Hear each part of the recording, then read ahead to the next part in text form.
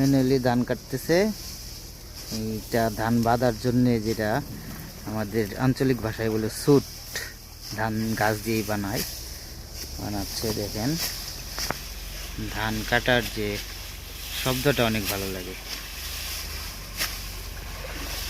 যদি কারো অভিজ্ঞতা থাকে তারাই বুঝবেন যে ধান কাটার শব্দটা কত সুন্দর।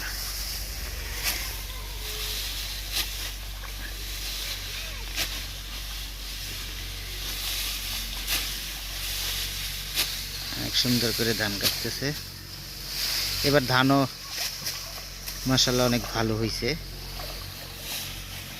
একজন কাটতেছে, আরেকজন এই যে ধান উঠাইলো পরে এই যে কাটতেছে।